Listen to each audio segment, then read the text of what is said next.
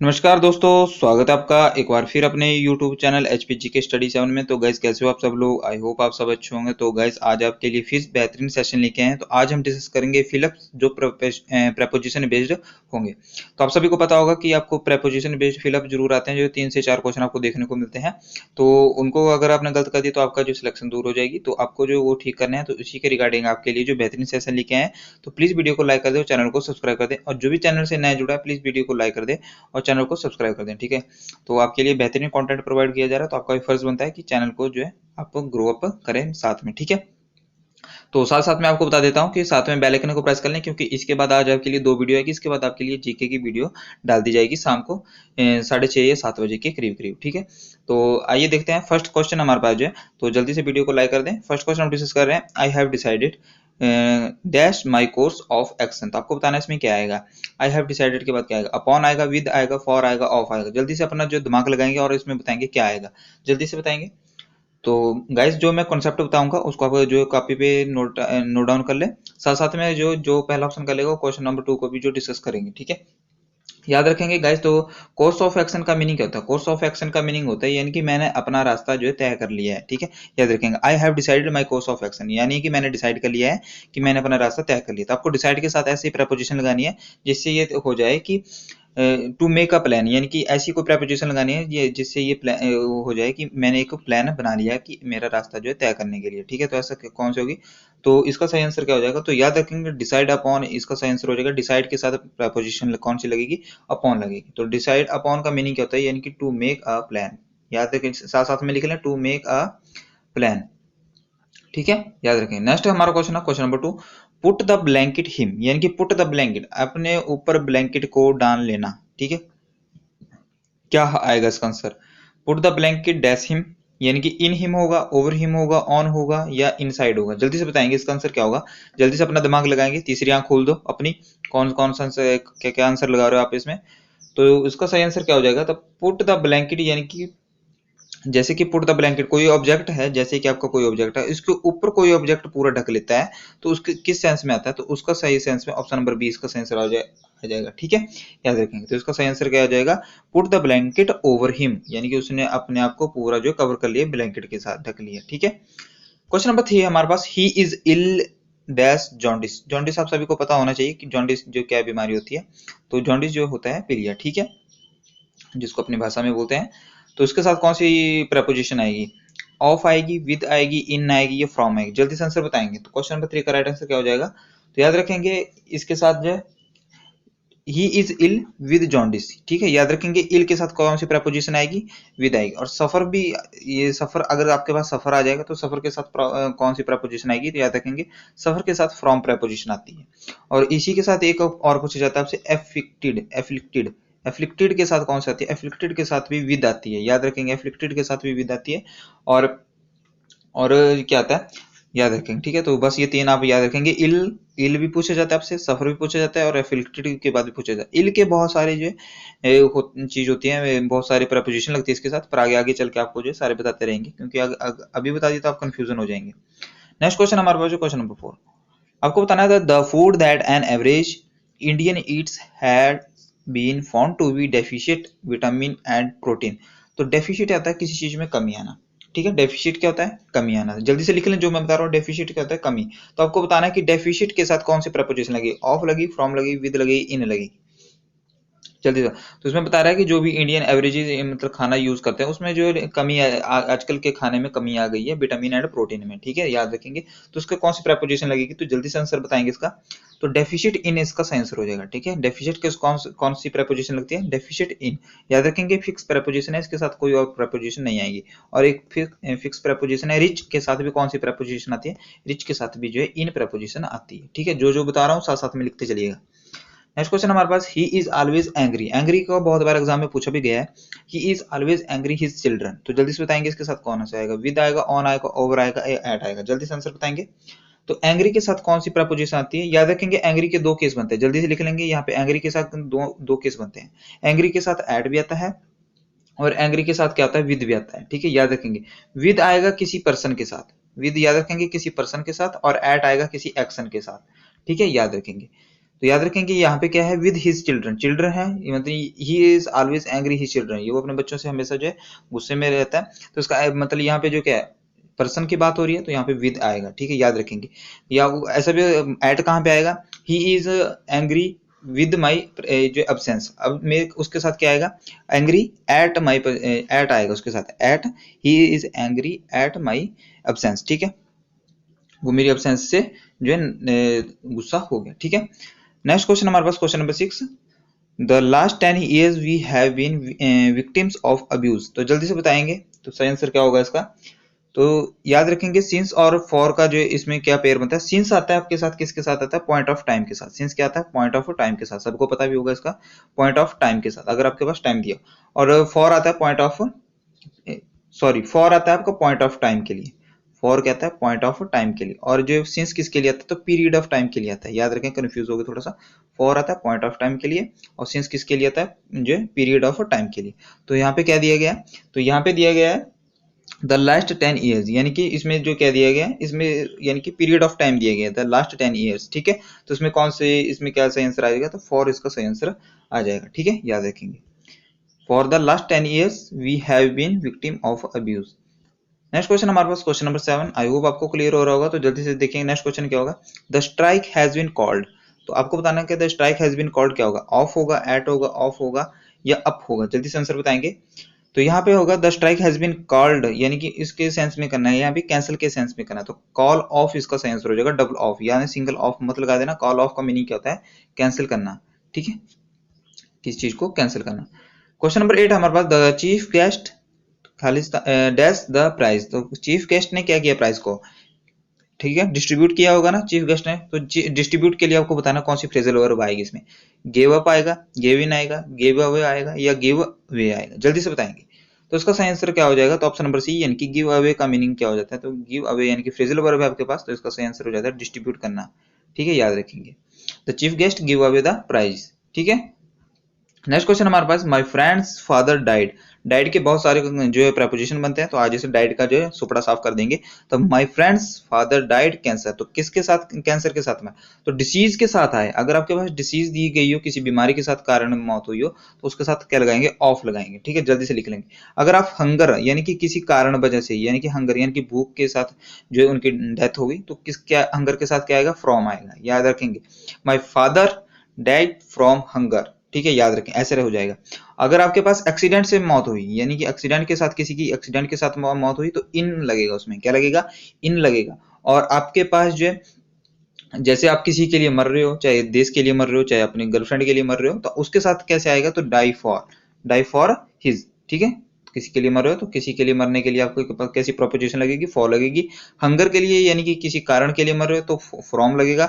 अगर आप जो है एक्सीडेंट में मर रहे हो तो इन में लगेगा, और अगर आप जो है कोई बंदा जो है किसी बीमारी से मरा है तो ऑफ लगेगा उसमें। तो इसको जल्दी से स्क्रीनशॉट ले लें तो आपको क्लियर हो जाएगा। नेक्स्ट क्वेश्चन हमारे पास, smallpox has been eradicated खालिस्तान डैश इंडिया, तो जल्दी से बताएं इरेडिकेट क्या होता है, इरेडिकेट का मीनिंग होता है यानी कि जड़ से रूट आउट करना, ठीक है, जड़ से उखाड़ देना, किसी चीज को इरेडिकेट करना यानी कि जड़ से उखाड़। तो स्मॉल पॉक्स को इंडिया ने जो है इरेडिकेट कर दिया, कब कर दिया है, तो इरेडिकेट के साथ कौन सी प्रपोजिशन लगती है, इन लगती है, फ्रॉम लगती है, विद इन लगती है, आउट ऑफ लगती है, जल्दी से आंसर बताएंगे इसका।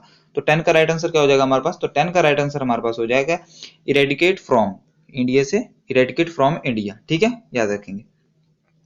नेक्स्ट क्वेश्चन हमारे पास, there is a bridge dash the river, तो जल्दी से बताएंगे, there is a bridge dash the river, bridge यानी कि पुल, तो कैसे आएगा, अंडर आएगा, ऑन आएगा, डाउन आएगा या क्रॉस आएगा, तो जल्दी से बताएंगे, अंडर यानी कि नीचे, नीचे थोड़ा होगा ब्रिज, ठीक है, डाउन होगा, नीचे थोड़ा होगा ब्रिज, ठीक है, ऑन होगा या क्रॉस होगा, जल्दी से बताएंगे। तो इसका सही आंसर क्या हो जाएगा, तो इसका सही आंसर क्या हो जाएगा, ठीक है, तो अक्रॉस होता है, याद रखना किसी भी चीज पे, यानी कि जैसे ये आपकी रिवर है तो इससे ब्रिज ऐसे होगा ना, ऊपर को ऐसे होगा ना, तो अक्रॉस द रिवर यानी कि इसके आर या पार, ठीक है, सैया वार सैया पार, तो अगर कैसे आएगा, तो याद रखेंगे सैया वार पार के लिए क्या आएगा, अक्रॉस द रिवर, ठीक है, कैसे जाओगे आप, तैर के जाओगे तब यह क्या आएगा आपके लिए, अक्रॉस द रिवर। अगर आपके पास मीडियम आ जाए, यानी कि जैसे इस मीडियम से यहाँ से निकल जाए तो थ्रो आएगा इसके लिए, ठीक है, इधर से जाना और इधर से निकल जाना तो उसके लिए थ्रो आता है, याद रखेंगे। नेक्स्ट क्वेश्चन है 12 हमारे पास, all of a sudden fire broke dash in my room, तो जल्दी से बताएंगे, अवे लगेगा, इन लगेगा, डाउन लगेगा, आउट लगेगा, जल्दी से आंसर बताएंगे, all of sudden fire broke in my room, तो जल्दी से बताएंगे इसका आंसर क्या हो जाएगा। तो ब्रेकआउट यानी कि ब्रेक, ब्रोक, ब्रोकन, तो ये तो थर्ड फॉर्म होती है। तो याद रखें कि इसके क्या बन जाता है, फ्रेजल वर्ब क्या बन जाएगी, यानी कि ब्रेकआउट इन माय रूम, तो जल्दी जैसे फायर लगी तो जो सारे घर में जो है मेरे रूम में स्प्रेड होगी, फैल जाना। तो स्प्रेड के लिए बताना आपको, ठीक है, स्प्रेड यानी कि फैल जाने के लिए कौन सी फ्रेजल वर्ब लगेगी किसमें, तो उसमें लगेगी ब्रेकआउट। याद रखेंगे ब्रेक के साथ ऑप्शन नंबर डी इसका सही आंसर हो जाए। ब्रेकआउट का मतलब क्या होता है, स्प्रेड यानी कि फैलना। गाइस जो मैं बता रहा हूँ मीनिंग साथ में लिख लीजिएगा, जिससे आपको जो है समझने में आसानी हो जाएगी। क्वेश्चन नंबर 13 हमारे पास, Sachin was standing dash to me, तो जल्दी से बताएंगे Sachin was standing dash to me, तो इसमें कौन सा लगेगा, असाइड लगेगा, नेक्स्ट लगेगा, बिसाइड लगेगा, या बिसाइड से लगेगा। इसमें बहुत सारे बच्चों के तोते गुल हो जाएंगे, जिसने भी प्रपोजिशन पढ़ी होगी सभी के जो यहाँ पे तोते गुल हो जाएंगे। तो जो भी आप आंसर लगाएंगे इसमें, जो भी आप सोचते होंगे, जैसे कि Sachin was standing beside me, besides me, क्या आएगा, ठीक है। तो इसमें तो मैं आपको बताता हूँ कि क्या लाएगा, तो इसका में जिसने भी नहीं सोचागा वो इसमें ऑप्शन आएगी, तो इसका सही आंसर क्या हो जाएगा, ऑप्शन नंबर बी इसका सही आंसर हो जाएगा, ठीक है। तो इसका कंसेप्ट मैं बताता हूँ आपको। तो Sachin was standing next to me, याद रखेंगे नेक्स्ट के साथ कौन सी प्रपोजिशन लगती है, टू लगती है, ठीक है। कैसी लगती है, नेक्स्ट के साथ प्रपोजिशन लगती है टू, तो नेक्स्ट के यहाँ पे क्या लगते हैं, नेक्स्ट के साथ क्या लगता है, ये फिक्स प्रपोजिशन होती है, नेक्स्ट के साथ क्या लगती है, नेक्स्ट टू मी। यहाँ पे जो है टू भी प्रपोजिशन है और बिसाइड भी जो है प्रपोजिशन है, तो नेक्स्ट के साथ बिसाइड नहीं आएगा, बिसाइड के साथ बिसाइड जो है टू प्रपोजिशन, दो प्रपोजिशन एक साथ नहीं आती, ठीक है, याद रखेंगे। असाइड तो नहीं आएगा, बिसाइड्स क्या होता है, के बावजूद, ये नहीं होगा, ठीक है। तो याद रखेंगे, आपको दो कंफ्यूजन थी, बिसाइड और इसमें, बिसाइड में नेक्स्ट में, यहाँ पे टू नहीं होता, तो यहाँ पे जरूर बिसाइड इसका सही आंसर हो जाता, पर यहाँ पे जो इसका सही आंसर क्या होगा, ऑप्शन नंबर बी नेक्स्ट इसका सही आंसर हो जाएगा। तो आई होप आपको क्लियर होगा। नेक्स्ट क्वेश्चन हमारे पास, the principal called dash an explanation from the clerk, जल्दी से बताएंगे, प्रिंसिपल ने क्लर्क से एग्जाम्पलेनेशन मांगी, ठीक है, जल्दी से बताएंगे। तो ऑन लगेगा, आउट लगेगा, फॉर लगेगा, इन लगेगा। तो अभी मैंने आपको ऊपर जैसे बताया कि कॉल ऑफ लगेगा तो क्या हो जाएगा, कैंसिल करना हो जाएगा, तो यहाँ पे ऑफ तो है नहीं, तो इसके साथ कौन सी प्रपोजिशन लगाएं, ठीक है, तो जल्दी से बताएंगे। तो इसमें जो है प्रिंसिपल ने किससे, क्लर्क से क्या किया, डिमांड की, डिमांड की सेंस में जो है आपको कौन सी प्रपोजिशन लगानी पड़ेगी, तो डिमांड के लिए लगेगी कॉल फॉर। याद रखेंगे कॉल फॉर का मीनिंग क्या होता है, कॉल फॉर का मीनिंग होता है डिमांड। जो जो प्रपोजिशन बोल रहा हूँ, फ्रेजल वर्ब बोल रहा हूँ, उसको साथ साथ में लिखते चलिएगा, ठीक है। नेक्स्ट क्वेश्चन है 15 हमारे पास, the reward was not commensurate the work done by us, ये बहुत बार एग्जाम में पूछा गया, इसको जो है 5 स्टार रेटिंग पे रख लें। कमेंसुरेट के साथ फिक्स प्रपोजिशन लगती है विद, ऑप्शन नंबर सी इसका सही आंसर हो जाएगा, ठीक है। कमेंसुरेट का मीनिंग क्या होता है, समानुपाती, याद रखेंगे। प्रोपोर्शनेट भी इसका समानुपात है, ठीक है, प्रोपोर्शनेट भी इसको बोलते हैं, प्रोपोर्शनेट। नेक्स्ट क्वेश्चन है 16 हमारे पास, hard work is the key success, तो आज की का कंसेप्ट आपको बताते हैं। की का कंसेप्ट, की के साथ भी दो प्रपोजिशन लगती हैं, याद रखेंगे, एक टू लगता है और एक ऑफ लगता है, ठीक है। अगर आप पूछेंगे वर्चुअल की के बारे में, अगर जैसे कि है the hard key is to the hard work is key to success, तो इसके साथ कौन सी प्रपोजिशन लगेगी, टू लगेगी। अगर ऑफ किसके साथ लगती है, जब आप पूछेंगे कि मेरे कमरे की चाबी कहाँ है, ठीक है, where is the key of my room, तो इसका सही एग्जाम्पल क्या बनेगा, where is the key of my room. तो की तब क्या लगेगी, जब आपके कमरे की चाबी होगी, तो की ऑफ माई रूम, जैसे आपकी गाड़ी की चाबी होगी, where is the key of my car, तो वो आप उसके साथ कौन सी प्रपोजिशन लगाएंगे, ऑफ लगाएंगे। तो अगर आपके वर्चुअल की पूछा गया है, ठीक है, तो hard work is key to success, तो आपके साथ टू लगेगा, ठीक है। अगर ऐसे क्वेश्चन आपको जहर लग रहे होंगे तो प्लीज वीडियो को लाइक कर दें, ठीक है। आज देखते हैं कितने लाइक आते हैं इस वीडियो में। नेक्स्ट क्वेश्चन है हमारे पास जो है, you will have to comply the dash norms, comply का क्वेश्चन भी बहुत बार एग्जाम में पूछा गया है, तो ऑफ लगेगा, विद लगेगा, अप लगेगा, फॉर लगेगा, जल्दी से आंसर बताएंगे इसका। कॉम्प्लाई के साथ कौन सा प्रपोजिशन लगाएं जिसका मीनिंग हो जाए फॉलो करना, किसी को फॉलो करना, तो कॉम्प्लाई के साथ कौन सी प्रपोजिशन लगती है, याद रखें, कॉम्प्लाई के साथ फिक्स प्रपोजिशन लगती है विद। कॉम्प्लाई विद का मीनिंग होता है यानी कि किसी चीज को फॉलो करना, ठीक है, याद रखें, किसको फॉलो करना। इसके साथ एक और लगती है अबाइड बाई, ये भी सेम मीनिंग देता है, अबाइड बाई के साथ भी कौन सी लगती है, अबाइड बाई के साथ भी का मतलब मीनिंग क्या होता है, फॉलो करना किसी का। और एक और पूछा जाता है अडेयर, जल्दी से लिख लें साथ साथ, अडेयर के साथ कौन सी प्रपोजिशन लगती है, टू, इसका मीनिंग भी क्या होता है, किसी को फॉलो करना। तो ये आपके लिए जो रामबाण साबित हो जाएगी क्लास, क्योंकि इसके बाद तो मैं बोलता हूँ जो मैंने 3 या 4 प्रपोजिशन की क्लासेस लेगी आपके एग्जाम में, उसके बाहर कुछ नहीं आएगा। क्वेश्चन नंबर 18 हमारे पास, the farmer suffered because the monsoon did not arrive dash time, तो अराइव के साथ कौन सा प्रपोजिशन लगेगी, जल्दी से बताएंगे। तो डिड नॉट अराइव क्या लगेगा, एट लगेगा, बाय लगेगा, ऑन लगेगा, आफ्टर लगेगा, तो अराइव ऑन टाइम, ठीक है, याद रखेंगे अराइव के साथ कौन सी प्रपोजिशन लगेगी, अराइव ऑन टाइम, ठीक है। इसमें बहुत सारे ना एट टाइम लगाया होगा, पर एट टाइम नहीं आएगा, arrive on time. Next question हमारे पास क्वेश्चन नंबर 19 हमारे पास, mister Mehra has been in this college dash 2010। तो जल्दी से बताएंगे मिस्टर मेहरा जो है इस कॉलेज में जो है कब से है, तो जल्दी से आंसर बताएंगे 19 का। तो क्या लगेगा इसके साथ, मैंने आपको बताया सिंस लगेगा इसका, ठीक है। Period of point of time के लिए क्या लगेगा, पॉइंट ऑफ टाइम यानी कि 2010 से काम कर रहा है तो सिंस लगेगा इसमें। अगर वहां से पूछा जाता तो 10 ईयर्स, ठीक है, 10 ईयर्स के बाद आ जाती है तो पॉइंट ऑफ टाइम तो 4 लग जाता है उसके साथ, ठीक है। अगर नेक्स्ट क्वेश्चन हमारे पास जो है आज का लास्ट क्वेश्चन हमारे पास जो है, माई फादर, वीडियो ज्यादा लंबी नहीं हो जाएगी नहीं तो, my father often emphasized the need of discipline in my life। emphasize क्या होता है, किसी चीज पे जोर लगाना। जैसे आप बोलते हैं ये काम मैंने किया, एक ऐसा बोलना होता है। और दूसरा क्या हो जाता है, यही वही हूँ, ये काम मैंने ही किया है। जैसे आप बोलते हो ये मैं ही हूँ जिसने ये काम मैंने किया है, ठीक है। तो ये कैसे हो जाता है कि एक बात को जो है किसी अलग वे में बोलना, यानी कि एम्फेसाइज करना, यानी कि किसी चीज पे जोर डालना, तो इसका सही आंसर हो जाता है। तो एम्फेसाइज का मीनिंग क्या होता है, जोर डालना, किसी चीज पे क्या होता है, जोर डालना, किसी बात पे जोर डालना। तो बताना है कि एम्फेसाइज के साथ कौन सा प्रेपोजिशन लगेगी, इसमें आएगा आपका मजा, यहाँ पे आपकी बत्ती गुल हो जाएगी, ठीक है, इसमें मजा आएगा। जिसने भी थोड़ा बहुत पढ़ा होगा उसके सिर के ऊपर से भी जो है गुगली हो जाएगी। इन लगेगा, ऑन लगेगा, अमंग लगेगा या नो प्रेपोजिशन, जल्दी से बताएंगे। तो एम्फेसाइज के साथ कौन सी प्रेपोजिशन लगेगी, जल्दी से आंसर बताएंगे जल्दी से। तो जिसने भी इसका प्रेपोजिशन का सही आंसर लगाया होगा एम्फेसाइज ऑन, उसका आंसर बिल्कुल गलत है, इसका सही आंसर हो जाएगा नो प्रेपोजिशन। ऐसा भी आपसे के लिए क्वेश्चन बनता है तो नो प्रेपोजिशन इसका सही आंसर बन जाएगा, क्योंकि एम्फेसाइज के साथ कोई भी प्रेपोजिशन नहीं लगती। ऐसा भी एग्जाम में क्वेश्चन पूछ सकते हैं, तो आपको हर तरीके से तैयार किया जा रहा है, ठीक है। तो एम्फेसाइज के साथ, एम्फेसाइज का मीनिंग क्या होता है, मैंने अभी आपको बताया, किसी बात पे जोड़ डालना। तो इंसिस्ट, अगर आपके पास इंसिस्ट आ जाए, इंसिस्ट के साथ कौन सी प्रेपोजिशन लगती है, ऑन लगती है, इंसिस्ट ऑन।